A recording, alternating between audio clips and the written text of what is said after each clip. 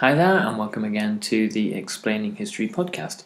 And today, today I want to talk about the creation of Yugoslavia during the Paris Peace Conference and the complexities of relations between Serbs, Croats, Slovenes, Bosnians, and Montenegrins, and the historical forces that led to the extraordinary development of this multinational, multi-ethnic state, where previously there had been a kind of a fragmented former provinces of the Ottoman Empire and nations that had emerged in the 19th and first decade of the 20th century and forged into their current state.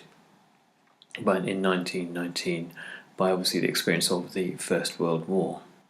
There had been since January 1919 a 100-strong Balkan delegation in Paris, made up of a variety of academics, intellectuals, soldiers, former deputies in the Vienna Diet of the Austrian Empire. And these were men who had been basically ignored for the first few months of the Paris Peace Conference. The great powers saw their role as firstly extending their own interests, in the case of Wilson developing the League of Nations, and the questions of smaller nations really are largely academic to particularly Lloyd George and Clemenceau.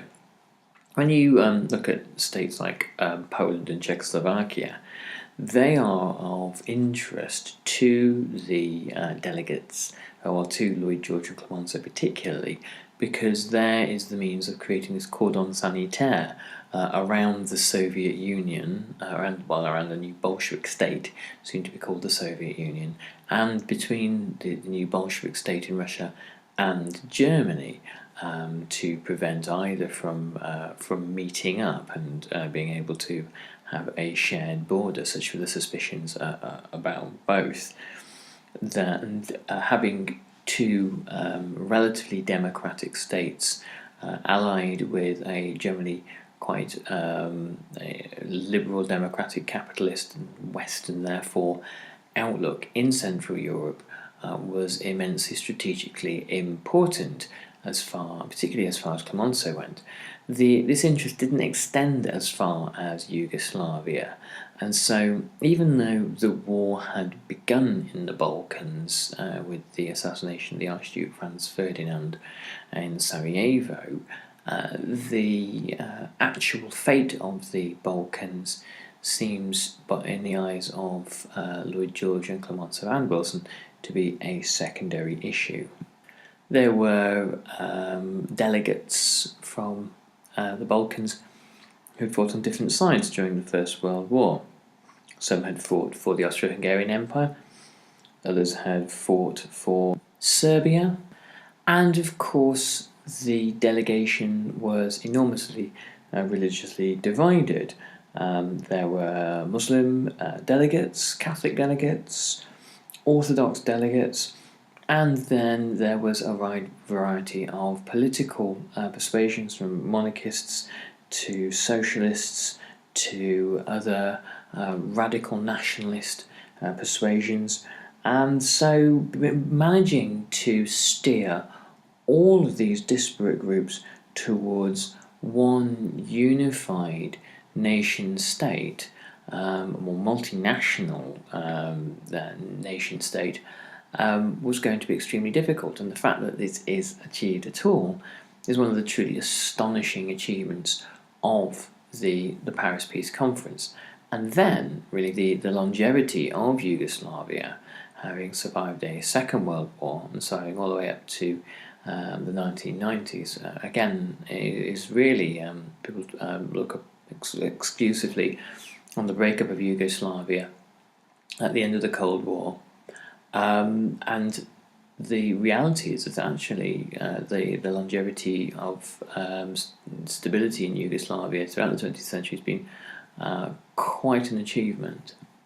Slovenes and Croats who lived along the Adriatic were very concerned that Italy did not get a foothold along the Dalmatian coastline, and were greatly concerned about the possibility of them being handed over wholesale to Italy as part of Italy's peace dividend at the conference.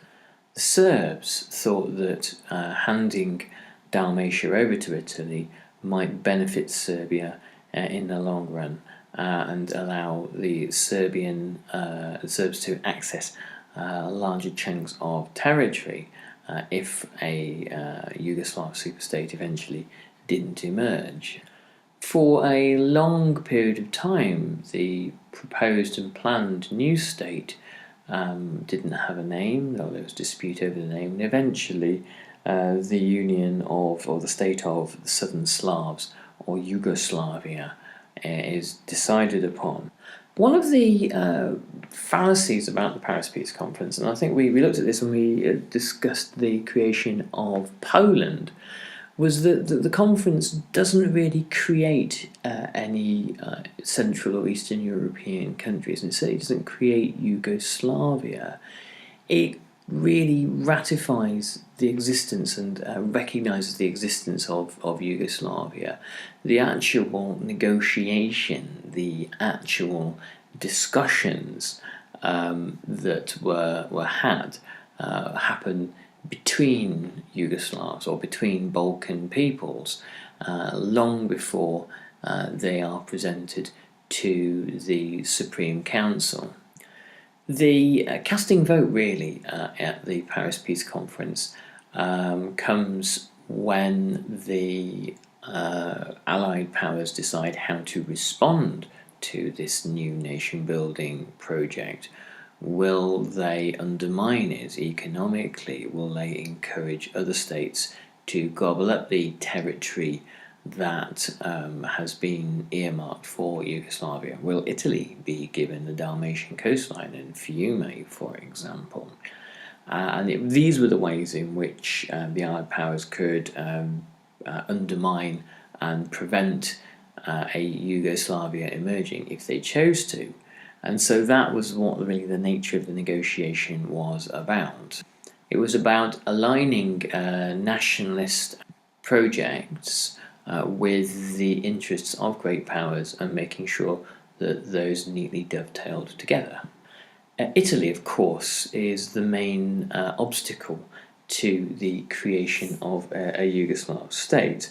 Italian nationalists looked upon Yugoslavia as an enemy, and not only did Italian nationalists now need a sort of a spectre of an enemy in the place of the Austro-Hungarian Empire that had fallen apart, but also Yugoslavia claimed obviously the Dalmatian coastline, as we've discussed, but Yugoslavia also represented the possibility of a successful state on Italy's borders that would throw up a rather unflattering mirror to Italy itself, a country that was one language, one culture, and one faith, but extremely divided, and a country of its own internal divisions and discords. It was the USA who first recognised Yugoslavia. The British and the French felt duty-bound to back the Italians. Even though they saw the Italians as opportunists, they knew that the Italians had suffered huge losses during the war, but their actual contribution to victory in the eyes of the British and French was pretty minimal. Quite how the Italians had secured victory, the British and French argued was difficult to see.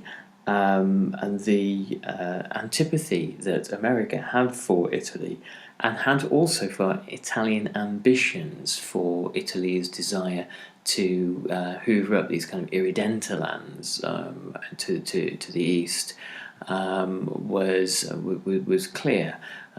Wilson was far more scathing of Italy's ambitions to create its own expanded territory than it was of the British ambitions to acquire essentially new colonies through the umbrella of the mandate system.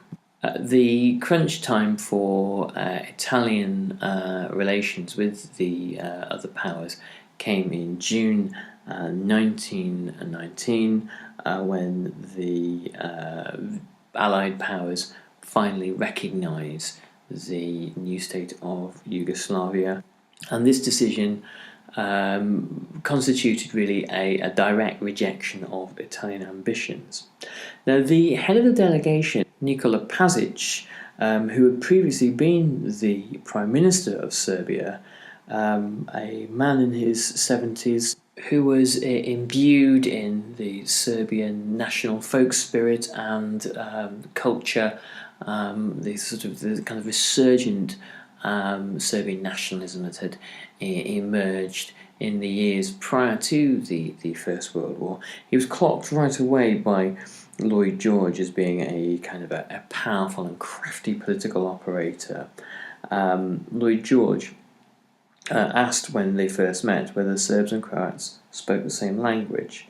The Balkans were an immensely confusing place to Lloyd George, and there was a kind of a lack of expertise on the complexities of the Balkans, a lack of specialists amongst the British delegation.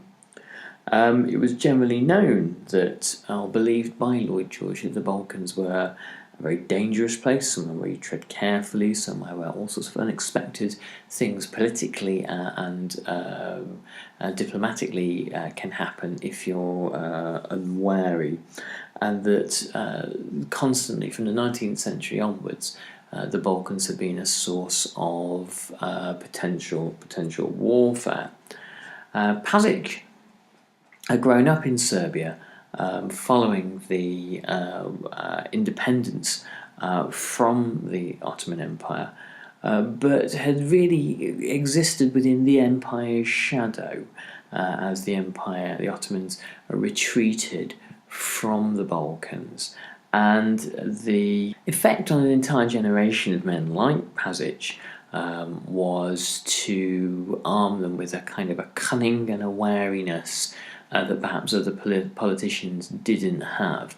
And he announced his intentions to virtually nobody. He was a great Machiavellian figure, a great keeper of secrets. And if you imagine that, another Machiavellian figure like Lloyd George, whom incidentally we'll be reviewing a book on in the next week or so, found Pašić untrustworthy and complicated, that gives you a clue as to the sort of person Pašić was. One of the themes within Serbian history since the mid-19th century had been that of expansion, of creating a greater Serbia, a union of Serbian peoples, and this is particularly why the annexation of Bosnia in 1908 by the Austro-Hungarian Empire is such an enormous affront to Serbian nationalism, as Bosnia had large numbers of Serbian people living there who wake up one morning essentially finding that they are now citizens or subjects of the Austro-Hungarian Habsburg crown. The idea that Serbia could become this greater entity and could really incorporate all of the Balkans had survived the war and existed in the post-war era. But this nationalism, this resurgent new nationalism, was shared by large numbers of other Balkan peoples, such as the Croats particularly. Churchill said quite observantly of the Balkans that it produced more history than the people there could consume. And Pašić found that he had to share the delegation with another powerful Balkan nationalist, Ant Trumbić of Croatia, who was the new foreign minister for the planned Yugoslav nation. Of course, as far as the Serbs were concerned, they didn't see it really as a kind of a pluralistic exercise, where there would be a kind of like a federation of Balkan peoples on an equal footing with one another. They saw it as a project to create a greater Serbia.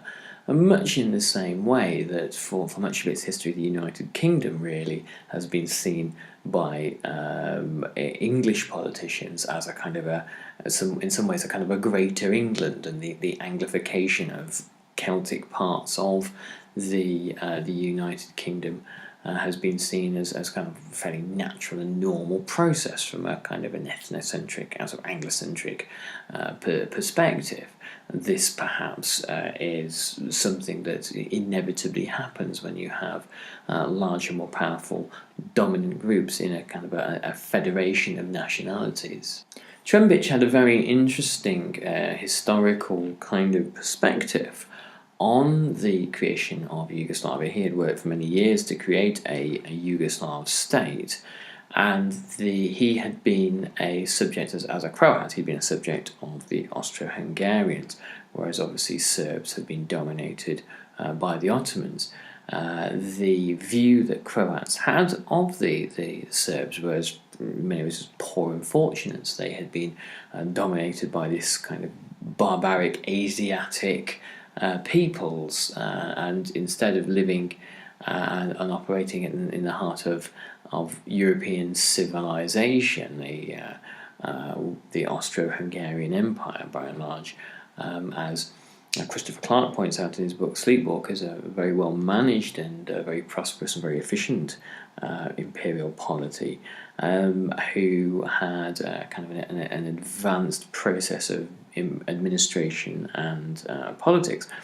They looked upon Serbs as being people, inheritors of all the bad things that the Ottoman Empire seemed to represent. Trumbic said to a French journalist who was speaking to, "You are not going to compare, I hope, the Croats, the Slovenes, the Dalmatians, whom centuries of artistic, moral and intellectual communion with Austria, Italy and Hungary have made pure Occidentals, or Europeans, with these half-civilized Serbs, the Balkan hybrids of Slavs and Turks."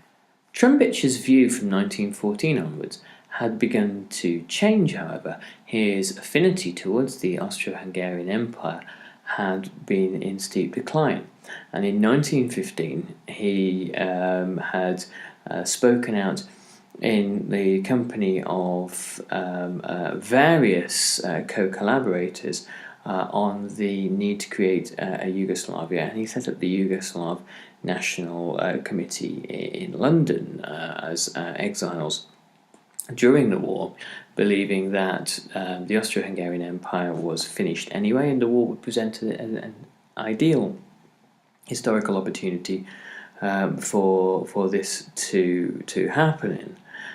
Now he had wound up on the same side as Pašić, as Britain was allied with Serbia. At this point, the Serbs were interested in simply Serbian expansion as opposed to a federation, and it wasn't considered by the British that the Austro-Hungarian Empire might actually collapse, or that if it did, that would even be desirable. And so in 1915, trouble began with Italy when at the Treaty of London a secret agreement was drawn up which offered the Dalmatian coastline to Italy.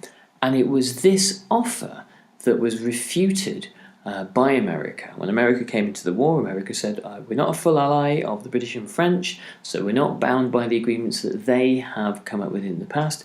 In fact, we are an associate power, and we actually don't recognise some of the shady deals they've already made, so we will not be bound to endorse them at any point. There was a small group of Balkanists in London journalistic and bureaucratic circles, including the First World War journalist Wickham Steed, who saw the Austro-Hungarian Empire as some kind of a monstrosity that needed to be put out of its misery, and rather liked the new states that were emerging in the Balkans. And at the end of the war, men and women who had been bitterly opposed to one another and fighting one another, you have to remember that Belgrade was razed to the ground, as 120,000 Serbs were killed, and much of the shelling was done by Croat and Slovene and Bosnian soldiers of the Austro-Hungarian army. Getting people round a table to agree to create a kind of a federation was extremely difficult, but amazingly it happens. Part of the reason is the removal of Russia from the role as patron of Serbia. Now, the Russian Revolution had ended this filial kind of nationalist paternalism from Russia to Serbia. Russia's northern Slavic big brother role is abruptly ended. This gives Serbia less of a guarantee of protection in the international order. Obviously, the big enemy of Austria-Hungary is now gone as well. However, in its negotiations with other Balkan states, it has less leverage because it knows it hasn't got the backup of the USSR at all.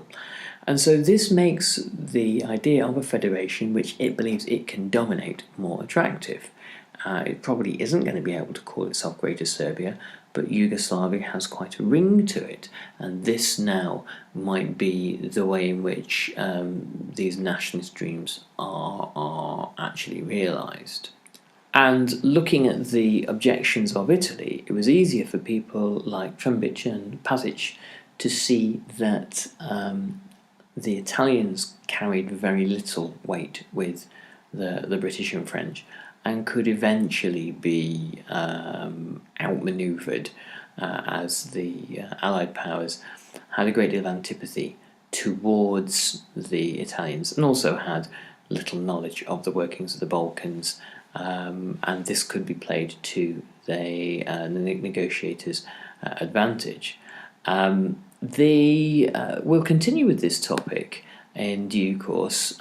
This is something I've been interested in for some time, and I'll catch you and talk more about this on the next Explaining History podcast.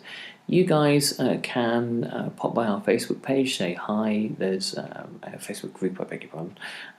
There's some interesting conversations happening there, and I'll catch you on the next podcast. All the best, bye-bye.